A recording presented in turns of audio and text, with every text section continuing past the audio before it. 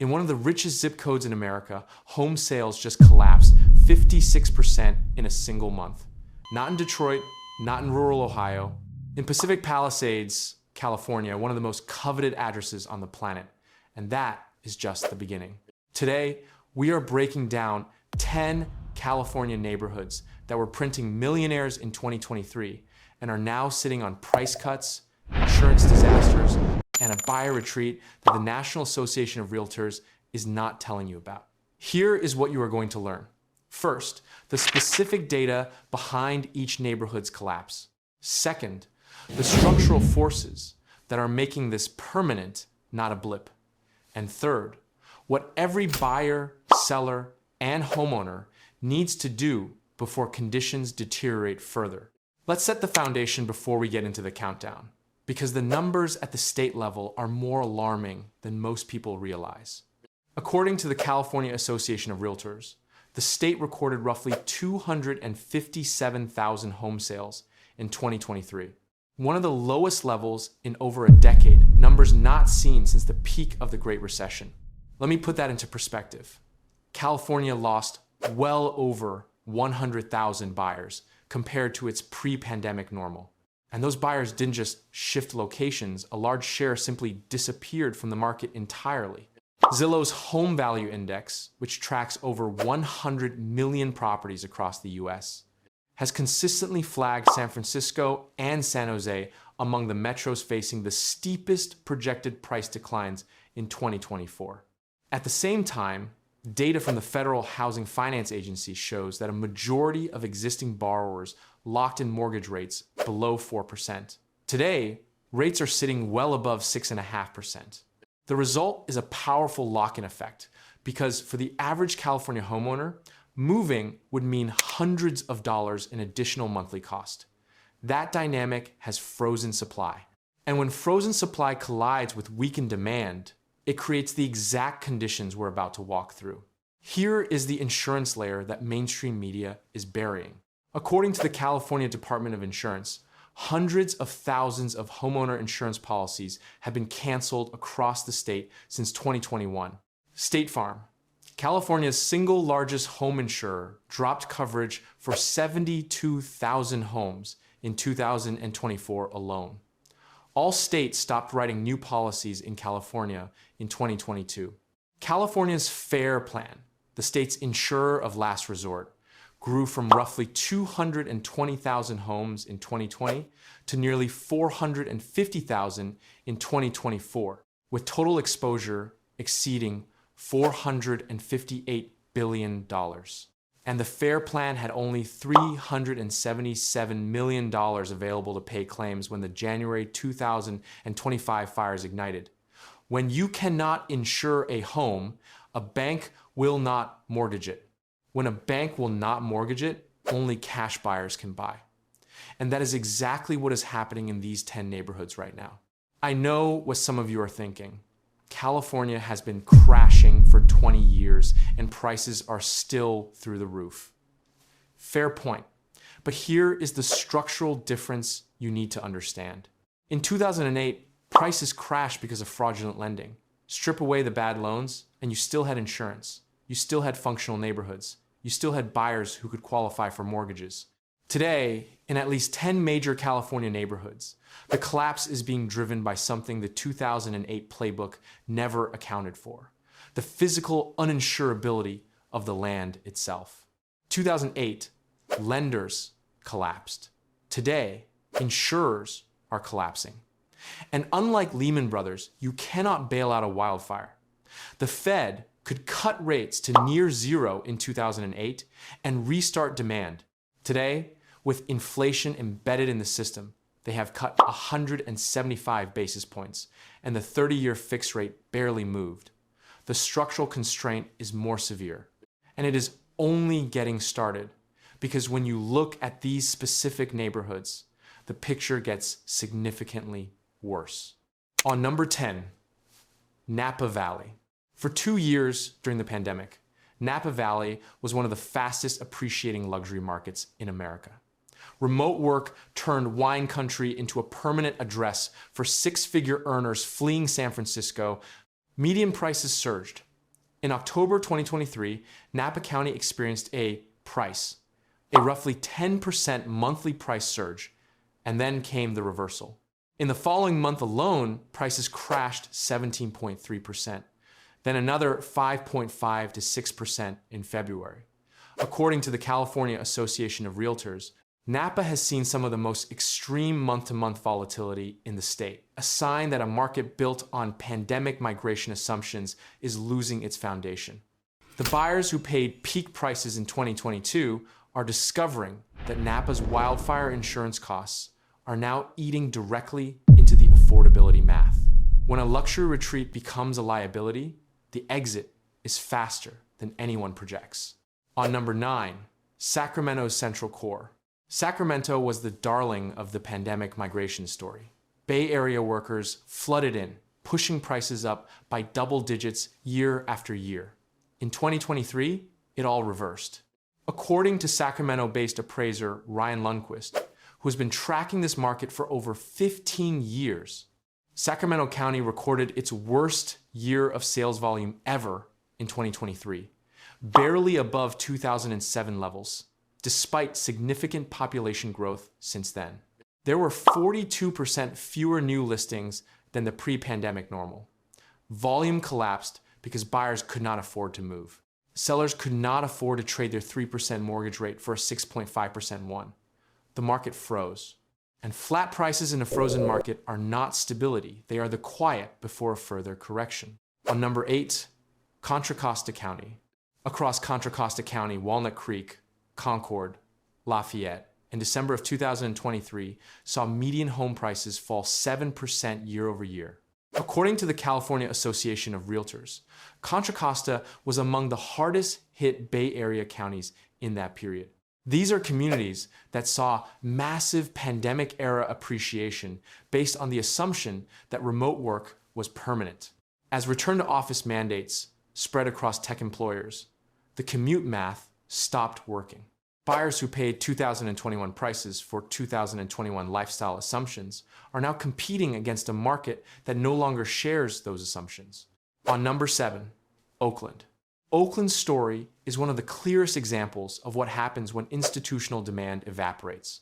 According to the Zillow Home Value Index, Oakland condo prices are down 20% from their May 2022 peak, making it one of the top 2 worst condo market declines of any major American city. For context, Wolf Street's analysis placed Oakland second only to Austin for condo price collapses among large cities. Chris Salviati, senior housing economist at Apartment List, confirmed that Oakland rents were declining 5 to 10% year over year through 2023 and into 2024. New apartment buildings that opened between 2019 and 2023 are going back to their lenders, selling at roughly $400,000 per unit, which is about half of what it costs to build one. On number 6, San Francisco's Richmond District. San Francisco's Richmond District tree-lined avenues, proximity to Golden Gate Park, long considered one of the city's most stable residential enclaves, saw some of the steepest price declines of any San Francisco neighborhood in 2023. According to a market analysis by residential real estate firm Compass, the Richmond and Seacliff area experienced average sales price declines of approximately $200,000 in a single year.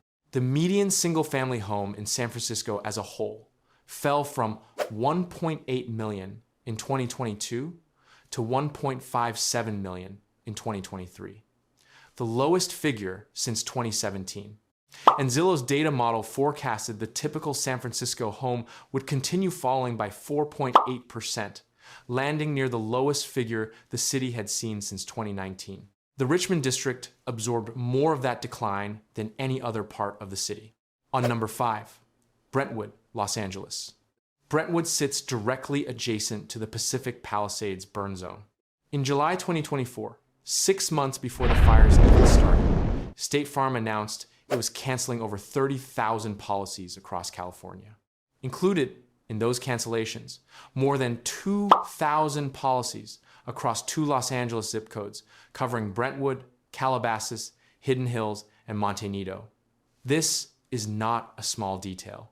When the largest home insurer in California looks at your neighborhood and decides the risk is too high to cover before any fire has hit, that is a structural signal about property values. Banks require insurance. Without insurance, you cannot mortgage the property. When you cannot mortgage it, you are restricted to all cash buyers. And in a market with 6.5% rates, the cash buyer pool is thin and demanding steep discounts. If this kind of data-driven breakdown is helping you understand what is actually happening in this market, hit subscribe and turn on notifications. We publish this analysis every single week, and what is coming in the next two sections is the part most people, even working real estate professionals, have not fully processed yet. On number 4, San Francisco's SoMa, South Beach, and Mission Bay.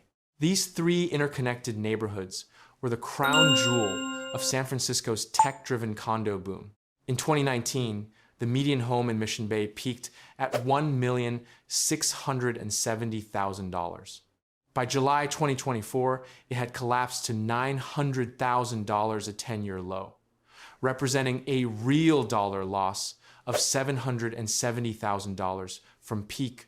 District 9, which covers SoMa, South Beach, Rincon Hill, and Mission Bay, saw condo prices drop 9% and transactions fall over 40% year over year. Condo inventory in San Francisco reached 5.6 months at its peak, the highest level in over a decade, according to Polaris data.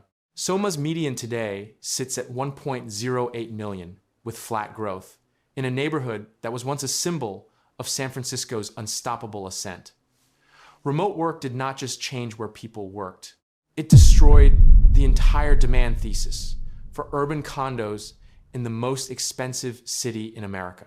On number 3, Malibu. Before January 2025, Malibu was the definition of California real estate invincibility. Oceanfront lots, celebrity neighbors, prices that seemed immune to gravity. Then the fires came. And the data tells a story that is hard to look at directly. According to Redfin's analysis of land sales, vacant lot listings in Malibu surged from 125 to 214, a 71% increase in available inventory in a single year. Lots are sitting unsold. Price reductions are becoming more frequent. Multiple insurers have already pulled back from wildfire-prone areas across Los Angeles County. And in high-risk coastal zones like Malibu, securing coverage is becoming increasingly difficult. And here is what nobody else is talking about.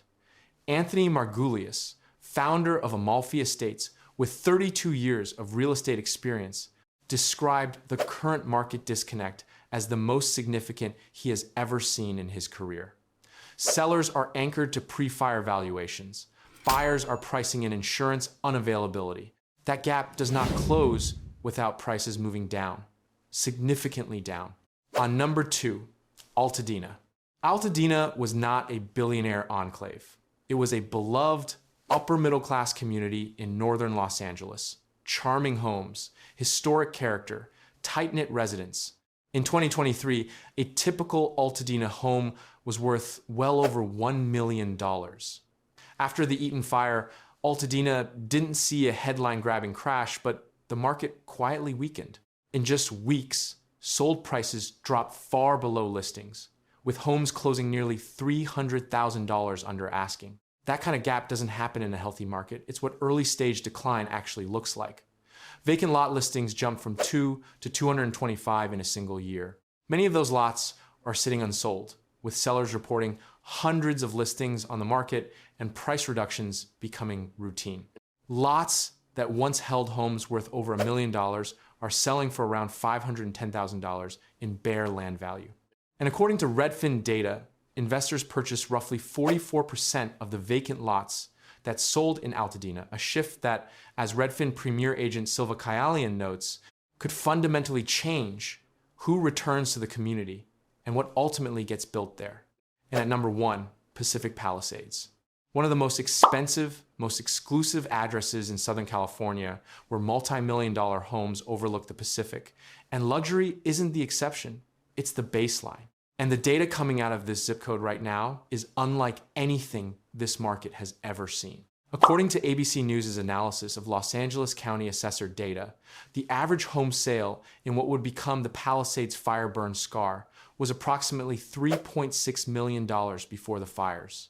By October 2025, that average had dropped to $2 million, $400,000, a 33% decline in real dollar value. Home sales in the Palisades fell 56% year over year. Just 12 homes sold in February 2025, one of the largest markets in all of Los Angeles. And the lot inventory story is the most alarming data point in this entire video.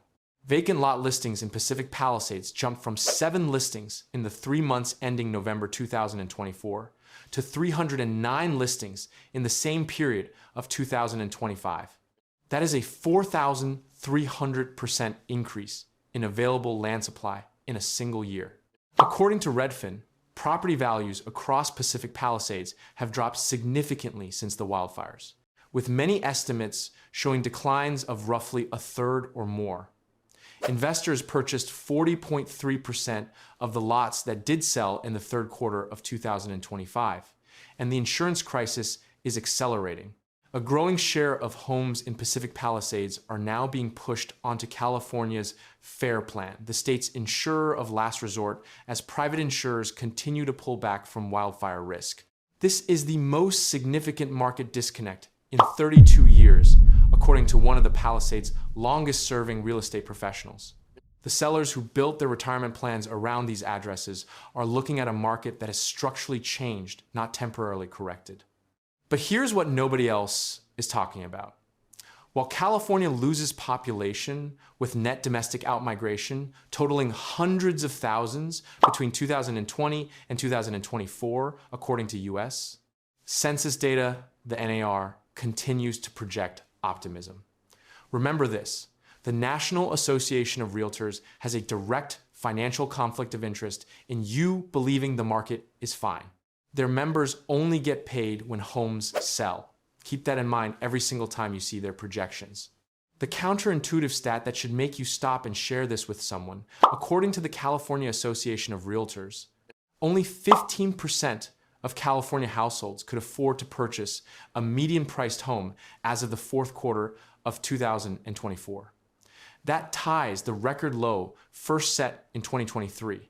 It means 85% of Californians are priced out of homeownership in their own state. And yet, prices in most of these 10 neighborhoods were still anchored to 2022 valuations entering 2023. That gap between affordability reality and seller psychology is exactly how markets eventually break.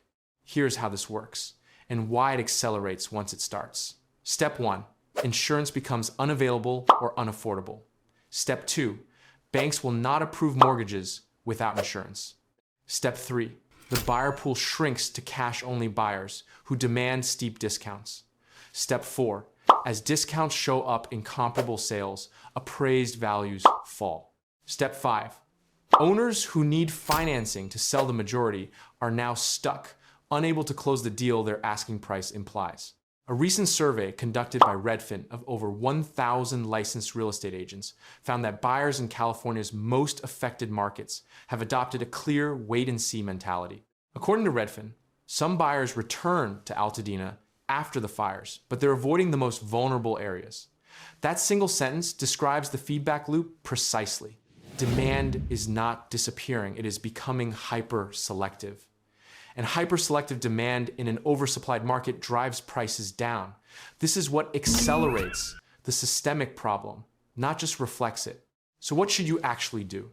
If you are a seller in any of these 10 markets right now, the most dangerous move is to anchor your pricing to 2022 or 2023 comparable sales. The market that existed at those prices required insurance availability, mortgage availability, and buyer confidence that simply does not exist today in the same way. Price ahead of the decline, not behind it. If you wait until spring 2026 hoping for a seasonal bounce, you are competing against hundreds of other sellers having the same thought. When months of supply in your specific neighborhood crosses 6 months, that is historically the threshold where price cuts become the normal, not the exception. If you are a buyer watching from the sidelines, the data is telling you to wait for evidence of price stabilization in the specific zip codes you are targeting, not the state average. The state average is masking dramatic local divergence. Zip code level data from Zillow and Redfin is where the real signal lives. If you are holding rental property or investment real estate in wildfire risk California areas, the time to evaluate insurance costs as a first order variable is now, not after your next renewal notice arrives. We are still in the early innings of this cycle. The data suggests the most significant pricing moves are still ahead, not behind us. The next 12 to 18 months will determine which of these 10 markets find a floor and which ones do not. This is not about panic. It is about understanding what is actually happening before the majority of people figure it out.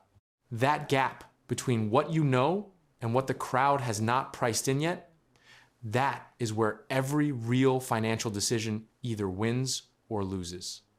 Drop a comment right now. Which city on this list surprised you most? And are you seeing prices hold where you are, or are the cracks starting to show? We read every single one. Next week, we are going deep on the 11 California zip codes, now showing the earliest institutional sell signals, the ones the data suggests could see 20% or more in price declines before this cycle is complete. You do not want to miss that one. Hit subscribe and turn on notifications because the people who catch this first are the ones who make the best decisions. Everyone else finds out 6 months too late.